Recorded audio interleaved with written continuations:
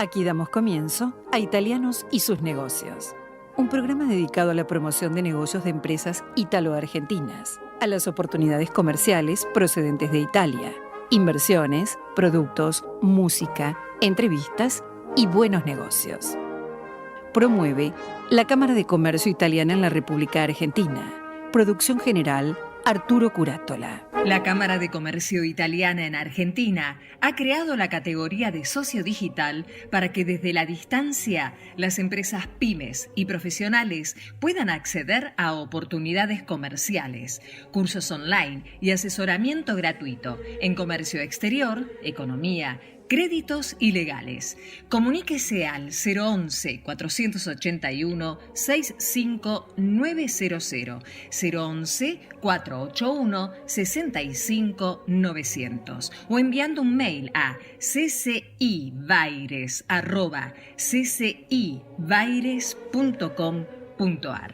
Asóciese, los esperamos. Enel Generación Costanera. Generamos energía para construir juntos un futuro mejor. Conoce más en enel.com.ar. No dejemos de cuidarnos. Usemos siempre tapaboca. Mantengamos distancia. Elijamos espacios abiertos. Ventilemos lugares cerrados. Para más información, entra a buenosaires.gov.ar/coronavirus. Cuidarte es cuidarnos. Buenos Aires Ciudad.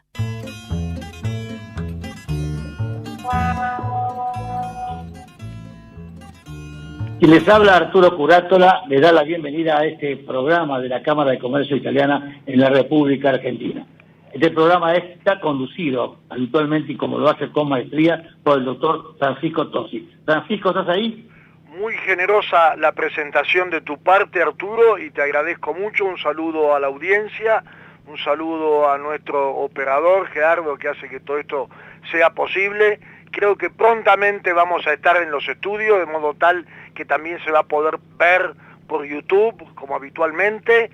Pero bueno, adelante, que hoy tenemos un programa interesante con Alfredo Lagleise, director de operaciones y socio de Drones Services, que es una empresa especializada en temas de seguridad y monitoreo, y también además del micro que vos llevás adelante como tantos otros programas. Este es el 5º año que estamos en el aire, así que hace prácticamente más de 4 años que es el micro conocido y famoso de novedades de negocios, y luego a Martino Curátola, que fue director de ANSA, la agencia de noticias de Italia, que nos vamos a enterar e informar de lo que está sucediendo, sobre todo en la economía en Italia y en la Unión Europea. Francisco, te tengo que corregir. Bueno, Martino Curátola, no Martino Rigacci. No, Martino Rigacci, no, Martino, no lo dije, perdón.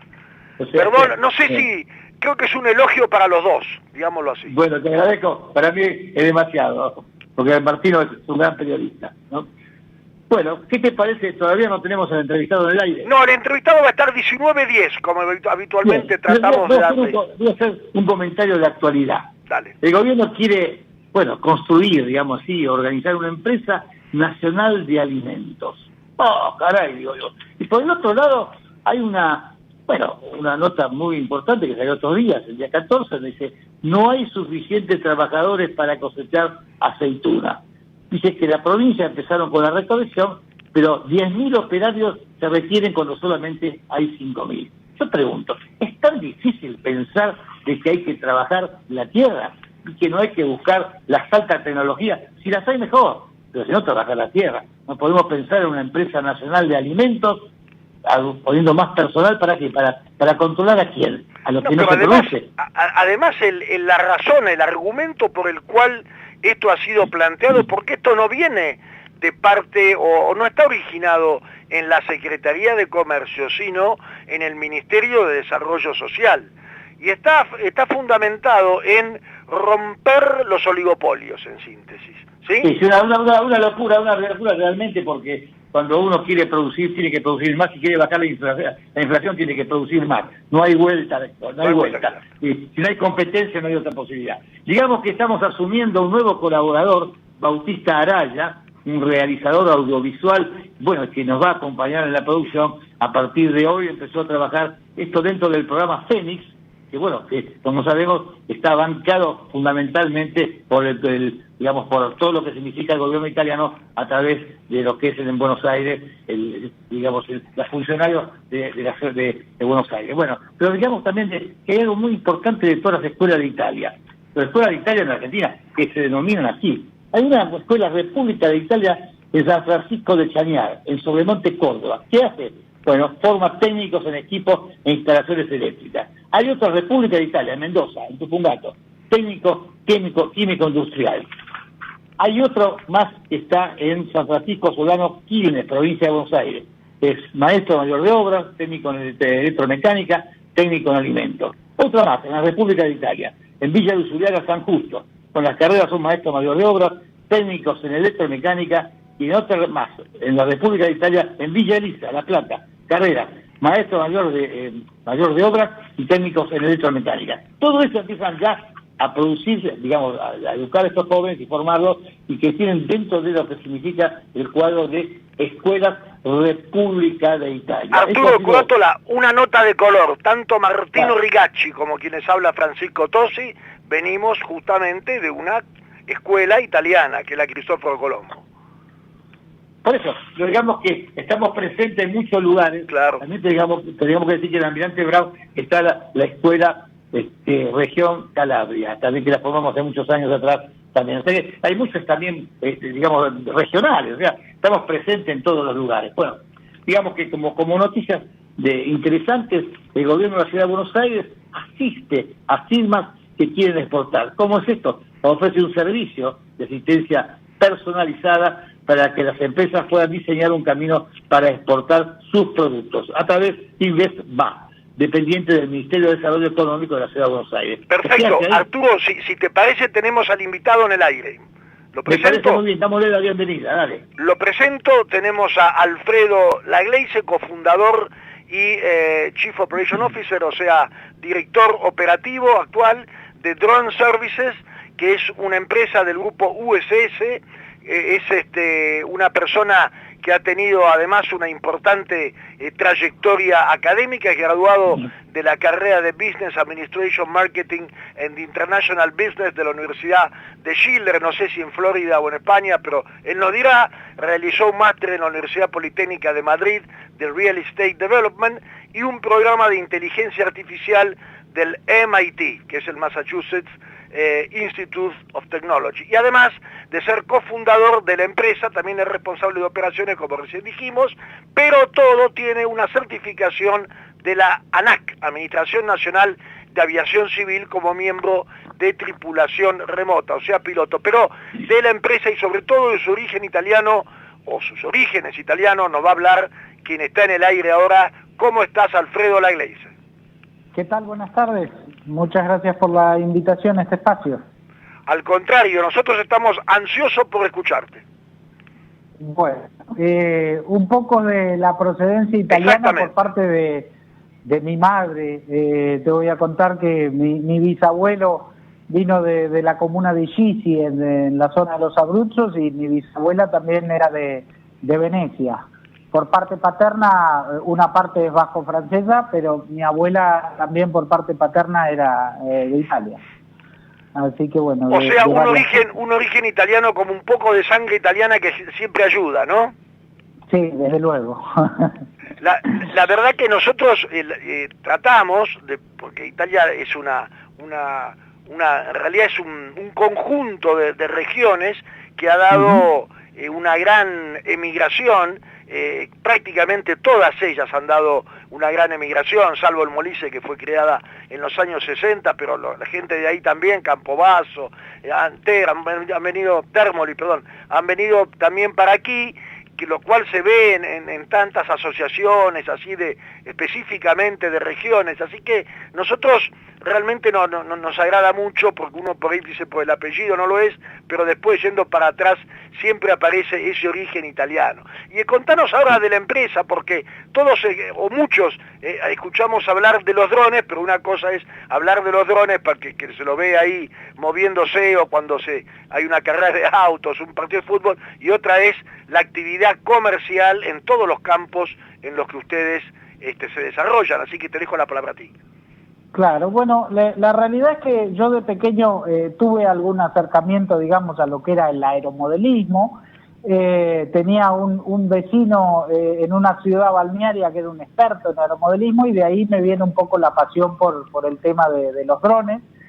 Cuando vi que se empezaron a desarrollar, con un amigo nos pusimos a ver las posibilidades pensando en drones, Argentina, campo, ¿no es cierto? Entonces nos pusimos a estudiar un poco los sensores que podían ir montados sobre un dron para hacer detecciones en el campo, y ahí empieza el periplo de Drone Services. Luego, a partir del 2018 nos unimos a la empresa, al grupo USS, que USS es un grupo en sí mismo de seguridad, y la realidad es que ellos habían visto ya muchos usos de los drones en la parte de seguridad. Pero bueno, nosotros les planteamos más un uso industrial de la tecnología con diferentes sensores dedicados a recolectar datos, básicamente, para ofrecérselos a la industria en general, ¿no? Entonces, bueno, hoy en día estamos bastante dedicados a lo que es la industria eléctrica, con una cuestión de digamos, relevamientos, auditorías, inspecciones, como se quiera llamar, a verificar, digamos, la situación de esos activos industriales. Le llamo activos industriales, en el caso de la energía eléctrica, las torres eléctricas, que bueno, que viene muy bien porque facilita el trabajo, digamos, de la gente en campo, evita accidentes, etcétera. Y lo hace, la verdad es que mucho más rápido, sí, muy específico. Alfredo, bueno, disculpame, Alfredo, volviendo a la cuestión del sector eléctrico, vos me contaste que habías asistido a un curso formativo, creo, en el Politécnico de Milán. ¿Por qué no nos contás un poco eso también? Bueno, efectivamente, a través de una empresa de software que nos contactó desde... es una empresa que surgió del Politécnico de Milano, o sea, estudiantes del Politécnico de Milano crearon una empresa dentro de una de las instituciones del Politécnico que se dedica específicamente a la inspección también de estructuras industriales. En este caso eran los molinos eólicos o turbinas eólicas, que se llama más industrialmente. Y bueno, tuvimos la oportunidad de ir y visitar el Politécnico, que bueno, fue un honor estar por allí y visitar ese sitio. Claro. Y además conocer una tecnología que ya, bueno, eso fue antes de la pandemia, o sea, fue en enero del 2020 yo volví. Justo, exactamente, y además en Milán, que fue donde comenzó la parte fuerte. Claro, en Bérgamo y Milán, claro. Y bueno, el sistema que ellos, fuimos de hecho a los Abruzos, que tuve la oportunidad de conocer la tierra de mis antepasados, y fuimos a un parque eólico a hacer pruebas con el sistema. Básicamente el sistema es un dron que se pone debajo del molino eólico. El dron, digamos, una vez que se enciende, hace una operación totalmente automatizada, reconoce, digamos, el centro del molino, que se llama nacel, digamos, lo que es la punta de las aspas, o sea, la parte central de donde salen las aspas, y a partir de ahí, con inteligencia artificial, calcula, digamos, la trayectoria de vuelo que tiene que hacer para recoger todo el dato, digamos, en video o en fotografías de las aspas, y hace todo el recorrido de las aspas para hacer una inspección de los molinos eólicos, como nosotros la venimos haciendo todavía hoy en día a mano, digamos a mano, volando el dron a mano, porque bueno, porque ese sistema se ha ido perfeccionando y todavía no está totalmente desarrollado para... Volando el dron a mano quiere decir... El dron es un aparato volador, llamémoslo para simplificar, ¿no? Sí, el dron, digamos... Telecomandado. Profesionalmente al dron en sí mismo se le llama plataforma, es la plataforma de vuelo. Plataforma de vuelo. Claro, y la plataforma puede ser variada, digamos. Le llamamos a un dron ya sea a uno que sea estilo avión o avioncito, digamos de los antiguos aeromodelistas también, pero esto ya viene con GPS, por eso es un dron. Y luego tenemos los drones que viene con GPS quiere decir que lo pueden ubicar en cada momento. Claro, el hecho de que tenga un GPS, uno lo puede ubicar, lo puede rastrear, digamos, y saber en qué posición está. Y además, bueno, el GPS hace una tarea mismo para los sensores, ¿no? Que les da la posición geográfica a los sensores de dónde están tomando determinada información, ¿no es cierto? O sea, el dron es una plataforma de vuelo munida de GPS que está dirigida desde una central, no sé cómo se llama, una central de operaciones. Sí, es una control de radio, digamos, a través de un control de radio, puede ser un control satelital, incluso hoy con sistemas más avanzados o militares, ¿no? Y entonces el objeto del dron es sobrevolar un área y detectar determinados cantidades de datos que puede ser, vos me contabas, de distinto tipo, ¿no? Lo hace térmicamente, visualmente. Por eso diferenciamos lo que es la plataforma, que es el dron en sí mismo, y lo que son los sensores. Entonces, podemos utilizar una plataforma u otra, depende de las necesidades, y podemos utilizar un sensor u otro, dependiendo de los datos que el cliente quiera recoger sobre sus activos, digamos, en campo, ¿no? Claro. Lo puede hacer una empresa minera que quiere verificar cómo está la situación de una mina, lo puede hacer una petrolera, lo puede hacer, las eléctricas ya he comentado, pero también los parques eólicos, los parques solares están utilizando tecnología de dron y diferentes sensores, ¿no es cierto? Y el dron es, vos me decías que, o sea, no cualquiera puede poner ahí una empresa de drones y ponerla en marcha. Hay un manual del explorador, el ANAC lo tiene que autorizar, certificar. ¿Cómo funciona eso? Exactamente. Bueno, el camino principal, digamos, sería adquirir una licencia como piloto, y a partir de esa licencia como piloto uno puede tramitar determinados permisos frente al ANAC que lo pueden llevar a ser una empresa proveedora, digamos, comercial de servicios con drones. ¿Pero es una licencia como piloto de dron o como piloto de otro avión? Es una licencia como piloto de dron específicamente, miembro de tripulación remota se le llamaba, así que es como un brevet de piloto, incluso tenemos un examen médico igual que el de los pilotos, con los mismos médicos certificados por la ANAC. Uno tiene que hacer un curso, que los cursos son cortos, pero bueno, es importante la cantidad de conocimiento que uno adquiere en ese curso, y luego tiene que rendir un examen frente a la ANAC, tanto teórico como práctico. Y ahí está la certificación. Y a partir de ahí uno obtiene la certificación como piloto y puede empezar a hacer los vuelos que la ley lo deja a uno hacer como piloto. Luego, a partir de que uno va haciendo o creando más permisos, puede pedir otros permisos. Contanos ahora cuáles son los vuelos que la ley autoriza como piloto. Bueno, la nueva ley, porque tenemos una ley, la 880-885, permite vuelos en vista, o sea, en línea de vista se llama, quiere decir que el piloto está viendo el dron a dónde está volando desde la estación de radio, o sea, tiene un contacto directo visual con el aparato, con la plataforma, y también permite los vuelos fuera de línea de vista, es decir, los vuelos en donde nos guiamos por una cámara que está montada en el dron generalmente, y por su situación geográfica que nos la da el GPS, ¿no? Esos vuelos fuera de línea de vista son muy importantes, sobre todo para la industria, desde luego. Claro. ¿Y cuánto puede pesar un dron? Bueno, de hecho, en la ley misma, una de las clasificaciones que hace es por peso, y hay diferentes clases en esos pesos. Hay 4 clases, de hecho, A, B, C, D, E, no, hay 5.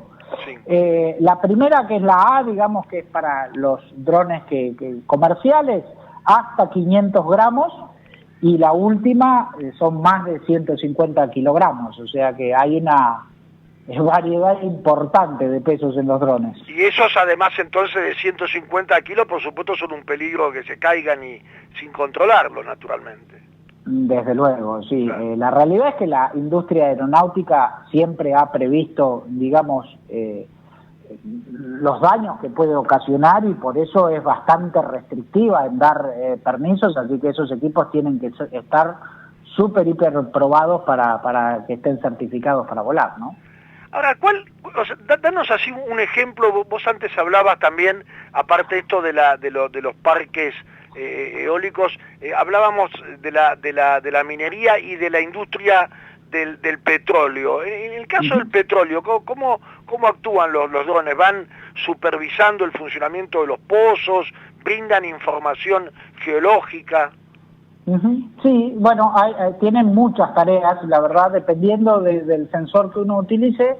La topografía es una de ellas, tanto con cámaras, digamos, RGB, se llama la cámara normal, pero bueno, tienen sus características especiales, por supuesto. Se pueden ir sacando fotos y entonces hacer, digamos, una topografía del terreno. En principio es una topografía básica, con fotogrametría, que se llama. Luego, con diferentes sensores, hoy en día nosotros tenemos un escáner láser que hace una topografía, pero mucho más específica, sin problemas con la vegetación. Estamos ahora trayendo un equipo que es un magnetómetro, digamos, que sirve para la parte minería, que el petróleo al fin y al cabo es parte de la minería. Claro. Entonces detecta, digamos, lo que hay por debajo del suelo, las estructuras. Por eso digo que dependiendo un poco de las necesidades del cliente, de la industria, se pone un aparato, una plataforma con un determinado sensor, y a funcionar de una manera específica para esos datos que uno quiere obtener, ¿no es cierto? No son las mismas operaciones que uno va a hacer con una cámara normal que con otros tipos de sensores. Puede ser una cámara termográfica, digamos, que mide el calor de instalación. Sí, o la fuga de gases o la presencia de metano. También, efectivamente. Bueno, de hecho, trajimos un sensor de gas muy interesante, que es el mismo sistema que está utilizando el rover de Marte para detectar metano. Así que tenemos hoy en día una tecnología de la NASA, digamos, en nuestras manos. Y ahí también hay una cosa que vos comentabas, por lo menos en los otros días que estábamos preparando esta entrevista, que es interesante para la audiencia, que la Argentina, si bien en general son importados o ensamblados aquí, la Argentina está en un nivel de utilización de drones importante en Latinoamérica. Sí, desde luego, por las características, digamos, de la población argentina, que siempre adopta la tecnología bastante rápido. La Argentina fue la primera que reguló, digamos, el uso de drones legalmente en el 2015, y bueno, y ahora con la nueva reglamentación, que está todavía un poco en discusión, pero esos son otros temas. La verdad que da un paso adelante para las operaciones justamente fuera de línea de vista. Claro. En principio sí, Argentina es líder en lo que es utilización de drones para el resto de Latinoamérica. Eso es perfecto. Le paso el micrófono a Arturo Curato, Alfredo. ¿Cómo no? Hola Alfredo, buenas tardes, te saludo. Encantado, Arturo, muchas gracias. Bueno, mira, te hago una pregunta que, bueno, seguramente lo va a preguntar la comunidad del campo, ¿no? ¿Cuál es la colaboración que le brindás a la agricultura con estos, elementos, ¿no? Con los drones. Bueno, desde el principio la detección de malezas, por ejemplo, es algo bastante simple de hacer hoy en día con drones, o detecciones de diferentes tipos de índices agronómicos, es decir, todo lo que tiene que ver al estado de las plantas en sí mismos se puede detectar a través de diferentes equipos. Uno muy específico son cámaras multiespectrales, y lo que va, la cámara multiespectral lo que capta son los reflejos que da de la luz solar las plantas, y a través de esos reflejos se puede captar, digamos, si una planta tiene un estrés hídrico o si le falta fertilizante. También tenemos que entender que actúa sobre diferentes tipos de plantas y en diferentes estadios de la planta, por lo cual es muy amplio esto. Y hay cosas muy específicas que hoy en día están dando resultados fantásticos. Te diría que lo multiespectral, en lo que mejores resultados está dando es en la parte frutal, en la parte de vid y en toda la parte de, no sé, frutales, manzanas, ya sea o nuez, almendra, bueno, ese tipo de plantaciones está dando unos resultados fantásticos a nivel de las investigaciones que yo he leído últimamente y los trabajos que se están haciendo, ¿no? O sea, de gran utilidad, digamos, en la agricultura, ¿no es cierto? Decime, ¿y cuál es la máxima altura, digamos, que se le permite volar a estos drones? Bueno, la ley te dice que podés volar hasta los 120 metros de altura, pero siempre todo está tomado de que uno puede pedir permisos para volar a más altura. Es decir, cuando uno tiene ya unos ciertos permisos obtenidos, puede requerir hacer determinadas operaciones que están fuera de la norma, pero por la experiencia o por el conocimiento se le permiten hacer porque, digamos, se establece cómo se va a hacer esa operación, qué día, durante cuántas horas, etcétera, y hay un organismo que es la EANA que da esos permisos especiales para hacer cosas, digamos, fuera de la normalidad, ¿no? Te agradecemos mucho, Alfredo. También comentamos que desde los 16 metros de altura el aire es de todos, como decías vos.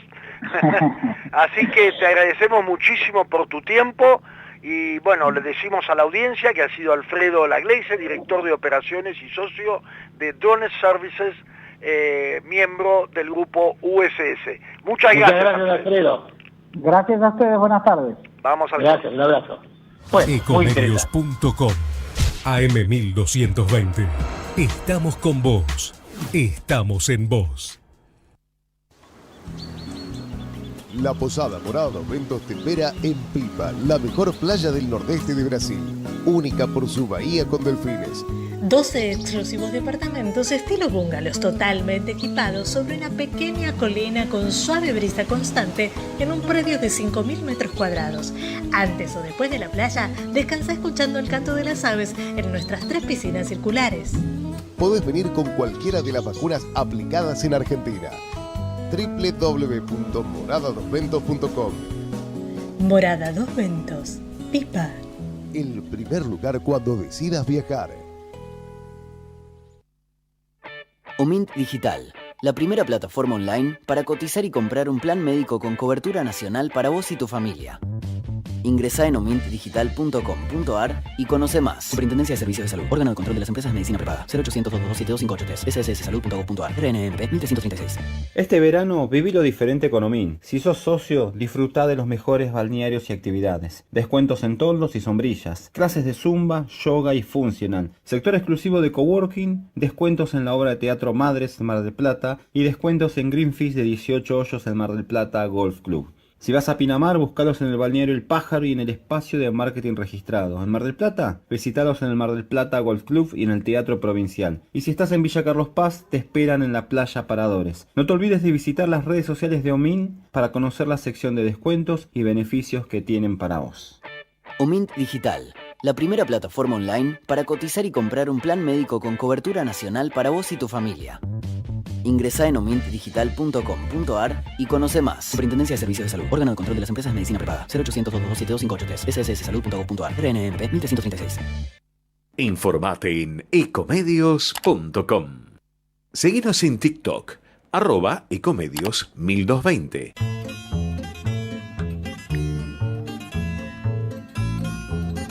Estamos de vuelta, Francisco. Aquí estamos, nos bajamos de los drones, Arturo. Ya, qué bueno, lo que es la tecnología, cómo progresa esto a una velocidad realmente asombrosa, ¿no es cierto? Porque no solamente lo que me llamó la atención, porque sí que algunas cosas de agricultura se hacen, lo que antes necesitaba 10 personas, ahora lo hace con un dron, ¿no es cierto? Realmente es espléndido. Y bueno, es el mundo que se ha, digamos, apurado un poco con el tema de la pandemia, ¿no? O sea, lo que antes se hacía de una manera, ahora rápidamente, bueno, se está logrando. Y a pesar de tantos problemas y obstáculos, aún hay empresarios que apuestan, traen tecnología, ¿no? ¿Sabes una cosa, Francisco? El empresario tiene cierta enfermedad, porque se tropieza 50.000 veces con la misma piedra, se levanta y continúa trabajando. O sea, yo no entiendo cómo un empresario puede dejar de serlo. No, se nació empresario, se formó, se crió, tuvo visión para los negocios, o para la producción, para la industria, seguirá haciéndolo de una manera o de la otra. Yo tengo la certeza que es así. Por eso nosotros resaltamos en este programa todo aquello que significa la iniciativa del empresario, poco, mucho, pero lo que sea necesita un esfuerzo, una perseverancia, una visión, una ganas de levantarse cuantas veces se cayó y otra vez más levantarse. Eso es lo importante de tener la visión o el empuje del empresario. Y nosotros, los italianos y los hijos de italianos y los nietos de italianos, tenemos algo muy especial con respecto a esto, porque hemos sobrevivido muchísimos años en condiciones realmente negativas, porque nuestra Argentina a veces no es benévola con nosotros, por el contrario. Pero quería terminar un tema de esto del gobierno de la Ciudad de Buenos Aires que asiste a las firmas exportadoras. En cualquier momento que si una persona o una empresa esté capacitándose y encuentre un escollo, puede directamente dirigirse al Ministerio de Desarrollo Económico y decir, me encuentro en este problema, quiero seguir exportando. En una palabra, tenemos posibilidades, los que viven en la Ciudad de Buenos Aires, de seguir buscando salidas para la exportación, que después de todo, es la única que queda, porque no va a ser tan fácil acá seguir trabajando para el territorio interno. Mira, hay cosas que llaman a la reflexión, ¿no? Por ejemplo, ¿cómo hacemos para que nuestros asalariados estén al día y tengan un buen salario? Si yo no puedo vender bien, si los precios míos, si la inflación. Pero hay gente que sí tiene posibilidades. Por ejemplo, las eléctricas pagan 44.000 millones en un bono por eficiencia. Lo estamos cargando, ¿no? ¿Lo están cargando? ¿Cómo eficiencia? Se corta la luz cada tanto. Sí, así es el tema. Bueno, esto, digamos, y las jubilaciones, esta gente tiene el 100% del valor de lo que están trabajando. Sí, son sectores privilegiados. Yo no digo que no lo merezcan, pero son sectores privilegiados, ¿no es cierto? Yo me recuerdo cuando donde el gas no pagaban el gas, o el teléfono no pagaban el teléfono, donde los empleados públicos, en este caso, por ejemplo, la electricidad no pagaban la electricidad, en fin. Y para agregar algo más, los salarios de los estatales aumentaron más que los privados. Yo digo, ¿dónde está el estímulo para poner una empresa, para que el empleado, digamos, quiera ir a una empresa particular tratando de superarse cuando tiene un salario mucho mayor en el Estado? Bueno, qué sé yo, me parece que tenemos que esto verlo de otra manera y no ser tan benévolos para sectores preestablecidos y otros sectores no. Por ejemplo, Iveco, que es de la industria automotriz, anunció una inversión de $200 millones para América Latina, pero a nosotros nos toca una parte importante porque ampliará su planta de Córdoba para aumentar la capacidad y seguirá manteniendo el liderazgo en el sector.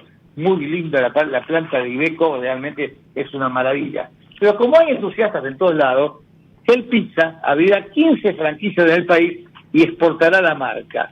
Bueno, esas pizzas parece que gustan bastante, pero sobre todo están proyectando entrar en Estados Unidos, Uruguay y México en un segundo semestre de este año. O sea, hay gente que todavía sigue apostando a crear. Y yo creo que en estas crisis siempre, como dice aquel viejo refrán, las crisis dan oportunidades. Y si hablamos de oportunidades, hablemos de una transformación que va a tener la ciudad de Buenos Aires y también Cañuelas. ¿Por qué? Porque el nuevo mercado de Hacienda de Cañuelas empezará a operar en abril y reemplazará al mercado de Liniers. Yo no sé si lo conocés por dentro, el mercado de Liniers, ¿no? Con las vacas y toda su historia. Tiene una historia muy importante. Demandó este traslado $15 millones y buscan convertirlo en el centro de un polo agro-ganadero que incluye un centro comercial, una estación de servicio, un barrio privado y un hotel y una cadena internacional. Pero ahí van a trabajar 45 consignatarios que aportaron estos 15 millones que demandó la inversión. Se entra nada más y nada menos que 12.000 cabezas diarias, bueno, y la capacidad de instalaciones que reemplazan a líneas. ¿Estás ahí, Francisco? Estoy acá, estoy escuchando, y además te digo, eso se relaciona indirectamente también con esta idea de la Empresa Nacional de Alimentos, que quiere articular los mercados de concentración frutihortícola, etcétera, como el mercado central y como el nuevo mercado en Cañuelas para el ganado, para poder influir sobre los precios, limitando lo que es, según lo que se plantea en el proyecto, la puja distributiva de la oferta que va regulando los precios. Pero tenemos en el aire a Martino Rigacci. Arturo, ¿qué te parece si aprovechamos de él?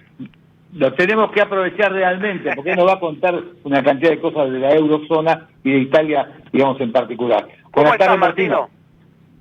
Hola, ¿qué tal? Hola, Arturo, hola, Francisco. ¿Cómo andan? Hemos presentado en el principio del programa, como, bueno, aparte de tu brillante trayectoria en ANSA, bueno, nos colaborás con nosotros habitualmente, así que las presentaciones, digamos, de alguna manera ya han sido hechas, pero bueno, todos sabemos tu estatura intelectual, así que esperamos a partir de ahora poder disfrutar de un poco de actualidad italiana y europea.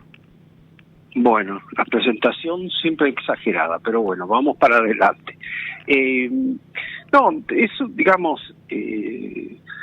cualquier mirada sobre Europa en este momento es una mirada sobre el hecho, sobre el tema de Ucrania, ¿no? Ucrania, Rusia, etcétera. Es inevitable por varias razones.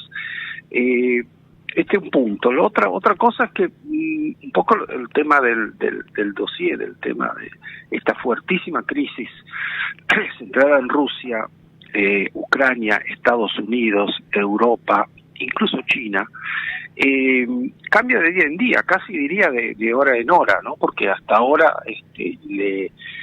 como que había sido unos par de días positivos, en el sentido de que hubo una distensión, una llamada de-escalation anunciada por parte de Rusia. Luego la OTAN y otros protagonistas, digamos, de la crisis dicen que en el terreno esto no está ocurriendo. Hoy es un día en el cual realmente la tensión sigue estando muy alta. Rusia amenazó adoptar medidas técnico-militares en el caso que fracasen las negociaciones con Estados Unidos. El lenguaje siempre es muy importante a este nivel y con este nivel de crisis tan alta, ¿no? Medidas técnico-militares, yo creo que no hace falta ni siquiera explicar, porque huele a guerra por todos lados. Entonces, hoy, digamos, estamos de nuevo en una fase muy, muy crítica. Rusia emitió un documento muy consistente, de 10 páginas, en el cual subraya que no ve un compromiso de Washington sobre el principio de la indivisibilidad, digamos, de la seguridad. Sigue estando en el centro de la mesa el hecho de que Rusia menciona al acercamiento o al ingreso de Ucrania en la OTAN, cosa que no está en los hechos, digamos. No ocurrió, hasta ahora no ocurrió. No ocurrió, y aparte hubo el nuevo jefe de gobierno alemán hace pocos días dijo que eso no estaba en agenda. O sea, ¿cómo va a ocurrir algo que no está en agenda? Claro. Pero en fin, lo que a nosotros nos interesa es justamente que estos vaivenes de tensión ahora vuelve a estar muy alta, y bueno, empieza a ser una crisis larga, una crisis de la cual no se ve la salida, una crisis donde el escenario es aterrador por donde lo miremos, y algunos de nosotros pertenecemos a una generación en la cual no tenemos un recuerdo directo, pero sí indirecto, visto que este es un programa italiano y de la Cámara Italiana, de lo que nos contaban nuestros padres o los familiares, etcétera, de la Segunda Guerra. Claro. Algo que quizás nuestra generación ha crecido como que eso no ocurre más. Bueno, y Ucrania, no solo en la Segunda Guerra, porque Ucrania justamente participó activamente, y también ya desde el siglo XIX fue un centro de una especie de fulcro, de perno por donde las grandes potencias europeas se peleaban, ¿no? Sí, si uno lo mira con este enfoque, lo de Putin yo creo que es muy interesante, porque ahí creo que hay un respaldo muy grande de Rusia, del pueblo ruso, y ahí entran aspectos religiosos, el concepto de nación, el concepto de etnia. Es cierto también que si uno, como decís vos, Francisco, hace apelo un poquito a la memoria, bueno, Ucrania flirteó muchísimo con la Unión Europea en los primeros años 2000, 2005, así, cuando hubo la famosa ampliación de la Unión Europea al este, ¿no? Polonia, todos esos países, y un poquitito se pensó también en Ucrania. Pero o sea, vos considerás que hay una conexión de alguna manera entre el avance hacia el este de la Unión Europea, de alguna manera que está conectada a los Estados Unidos, por lo menos a este gobierno, que está estrechamente también vinculada a esta crisis. O sea, miremos lo que pasó en esos años. Lo que pasó fue que se hundió la Unión Soviética. Entonces, por una parte, entonces hubo todos estos pueblos de esta zona central, justamente de Polonia para abajo, etcétera, países bálticos, etcétera, sintieron de una parte el desplome de la Unión Soviética y por otro esa Unión Europea, diría incluso esa Italia de esos años, tenía un poder de seducción mucho mayor, porque estos pueblos lo que sintieron fue el llamado de un área que prometía y que era y que es democrática y además una gran prosperidad. Y al mismo tiempo a tus espaldas se te había hundido la Unión Soviética. Entonces, a partir de ahí se corrió la frontera de la OTAN, es cierto. Es cierto también que de parte de muchos líderes occidentales y europeos hay una autocrítica. Nos acercamos demasiado a Rusia. Puede ser, sí, pero al mismo tiempo, para el que tiene memoria, se recuerda muy bien justamente lo que era la Unión Europea de esa época, que era además... era económico, crecía mucho más de lo que crece ahora. Era una región con menos crisis de la que había ahora. No había tanto el problema de la emigración. Era una formidable mezcla, digamos, de democracia y capitalismo exitoso, digamos, en cierta manera. O sea, vos decís que la absorción de las regiones del este, ya desde Alemania del Este, pero no solamente Alemania del Este, sino Polonia, Rumania, Bulgaria, bueno, tantos otros, de alguna manera le incorporaron consumidores a la Unión Europea, pero por otro lado también representan un esfuerzo de inversión y de nivelación hacia arriba, que bueno, lo ha tenido que metabolizar y yo creo que lo está haciendo. Sí, y de repente el tema... Ahora con esta crisis, puntualmente en la Ucrania, se vuelve territorial, se vuelve militar y genera estas tensiones. O sea, como que salimos de un plano económico de integración de países regional, europeo, etcétera, y caímos en esto. ¿Y el primer ministro de Italia va a ir a ver a Putin? Sí, hoy ahí hay una novedad justamente importante, ¿no? Draghi, el canciller Di Maio, Draghi, porque estuvieron varios líderes de primer nivel europeo, Draghi no, la noticia es esa. Digamos, si uno lee el entrecomillado, es el Zelensky, el líder ucranio, pidió la posibilidad de lograr hablar con el presidente Putin y ver si Italia podría ayudar en este frente. No sé si lo de un diálogo directo entre Putin y Zelensky es factible en este momento, pero de todos modos ahí entra también que Italia está siempre bastante cerca de Rusia, ¿no? Y que Draghi tiene un peso enorme porque siempre hay que recordar que a las espaldas de Draghi hay una carrera muy exitosa, de gran prestigio, el ex presidente del Banco Central Europeo. Claro. En fin, vamos a ver lo que pasa, pero si yo tendría que hacer una síntesis breve y al instante, hoy como ahora son vientos de guerra y no otra cosa. Y son guerras que nunca se sabe la dimensión que pueden tener. La dimensión es aterradora por donde uno lo mire. Solo ver el número de despliegue no vamos a entrar en el tema descriptivo de armas y militares, pero es impresionante. Y también hay que pensar que a veces ocurren incidentes. Claro, ¿no? claro. De hecho, se habla de intercambio de disparos. Por eso. Un incidente puede ser casual o puede ser también querido, ¿no? Claro, el famoso casus belli. Sí, y hablando de Draghi, mirando un poquito a Italia internamente, porque esta semana, digamos, el plano es obviamente es internacional, pero hay todo un tema muy interesante que ocurrió, que Draghi como que manifiesta estar muy irritado por lo que está ocurriendo con su coalición de gobierno, fue a verlo a Mattarella, al presidente Mattarella.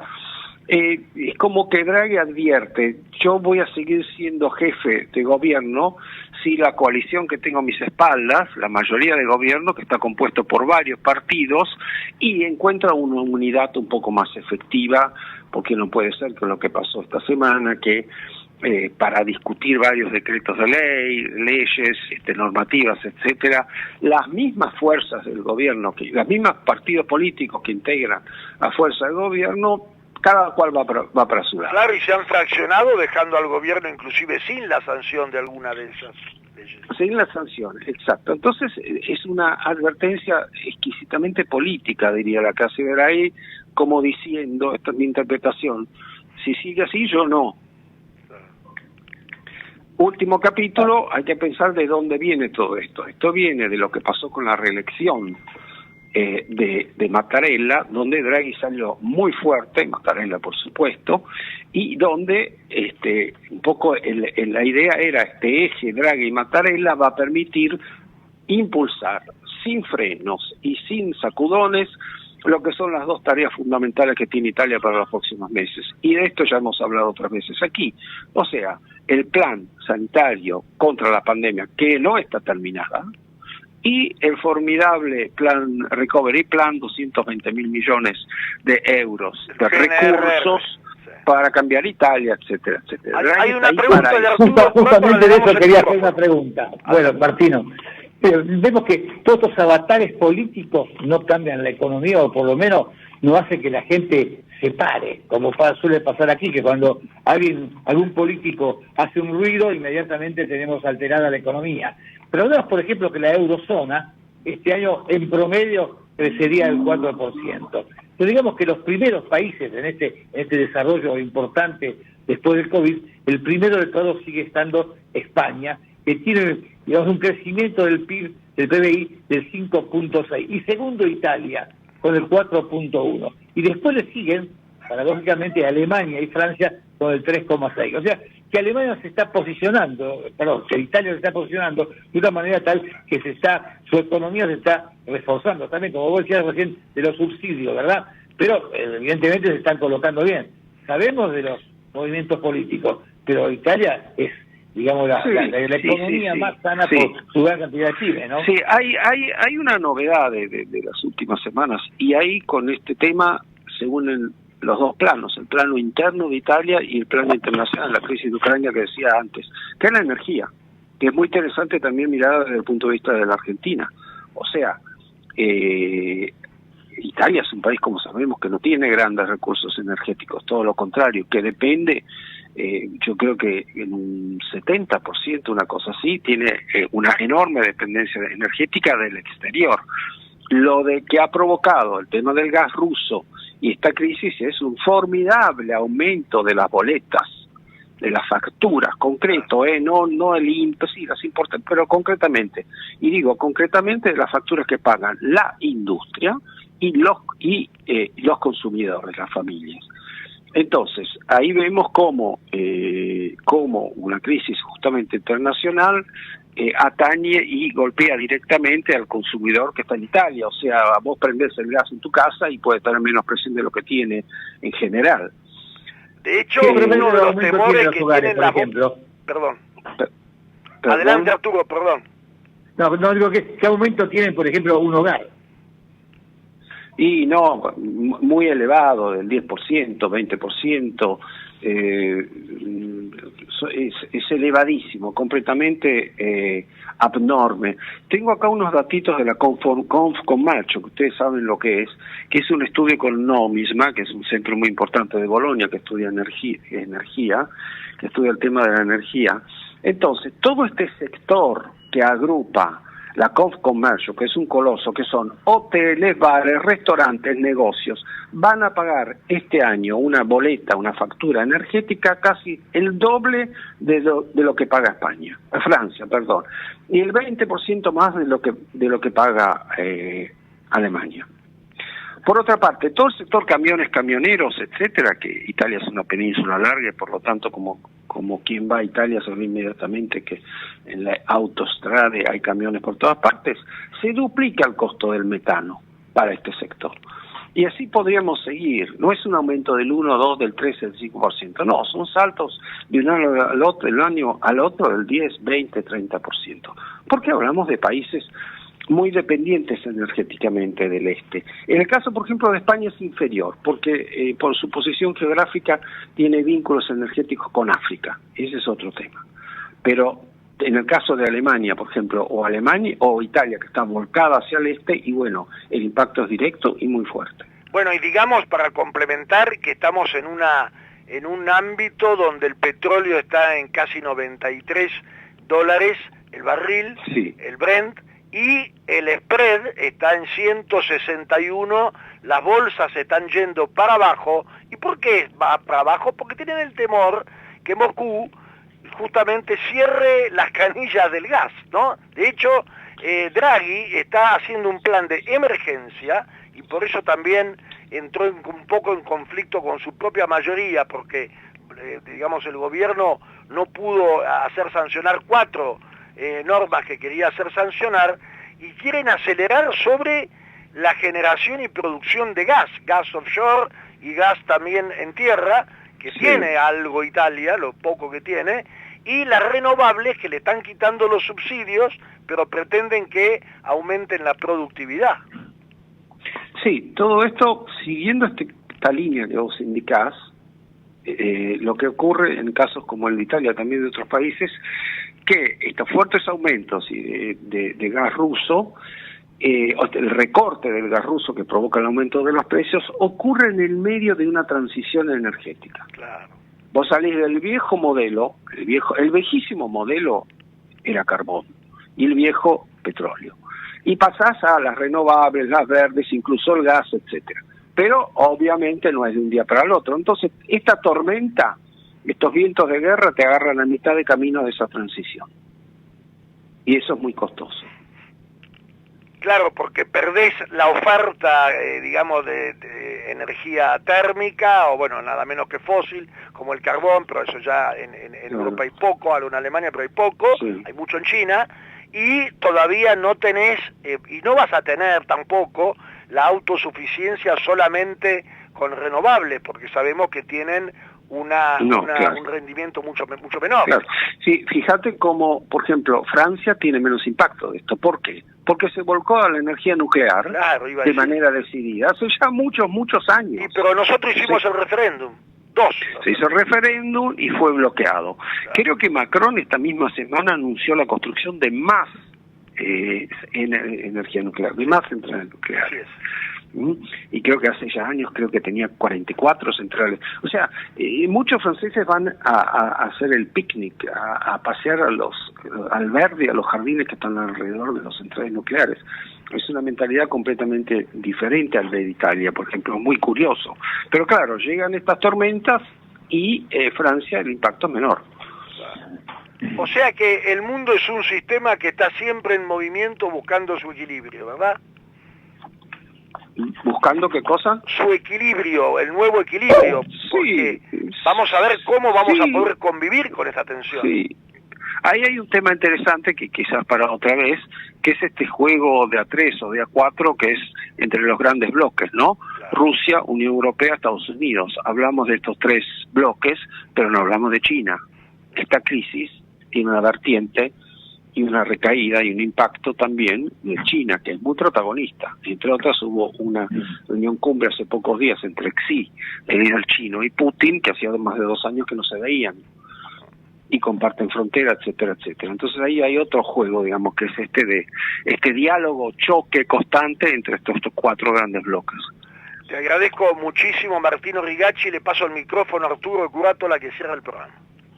Bueno, gracias Martino, obviamente a ustedes. Nos has ilustrado de la situación actual, digamos, muy claramente. Digamos también, antes de cerrar, que la Bolsa de Comercio de Buenos Aires, conjuntamente con la Cámara Italiana, va a dictar un curso, digamos, especialmente para los socios de la Cámara, sobre el programa de inversión bursátil con aplicación a las finanzas personales. Muy interesante ese tema, y también hay un curso introductorio de comercio exterior que organiza el Ministerio de Desarrollo Productivo.